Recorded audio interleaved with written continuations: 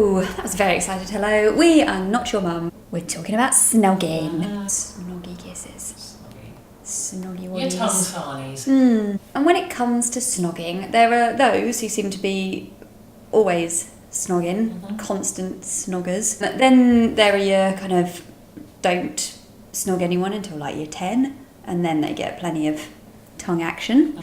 And then you've got your people who don't want to snog anybody ever and are not bothered, and they're kind of like, how?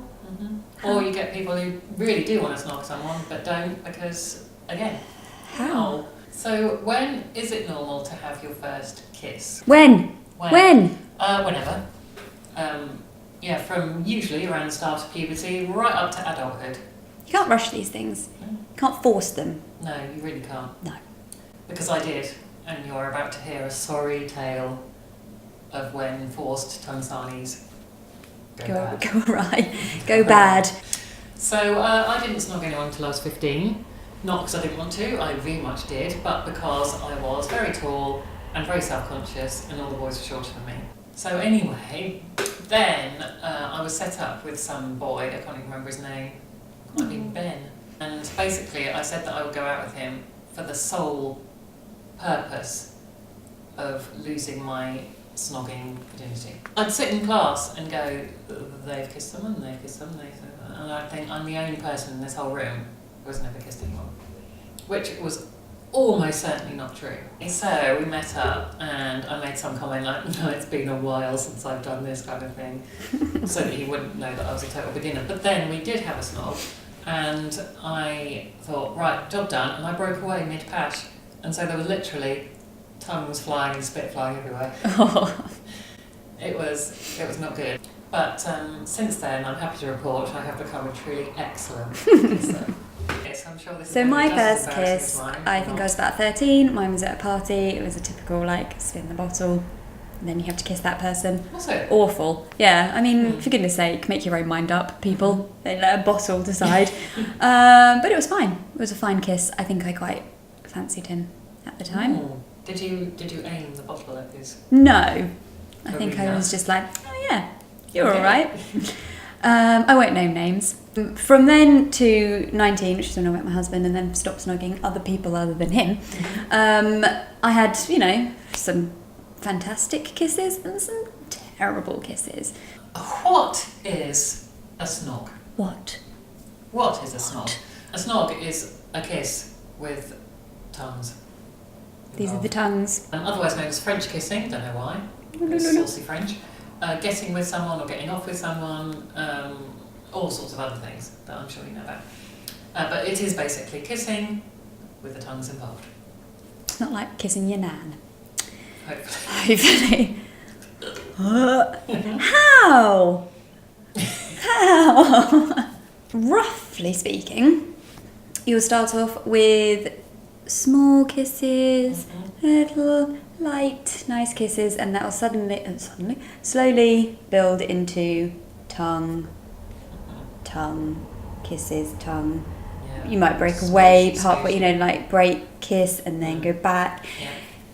It's like a beautiful dance. It is. And then usually it will slow down at the end and light kisses, and then you break away. Otherwise, the tongue's waggling in the air and spit everywhere if you don't. But when?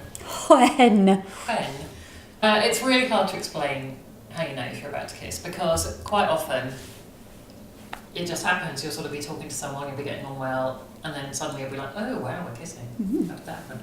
Other times there'll be a kind of crackle in the air, and you kind of both know that there's something afoot. And that's really exciting, but it can also be a little bit scary because you obviously have to trust your instincts on this one. I mean, how do you know if they're feeling the same as you?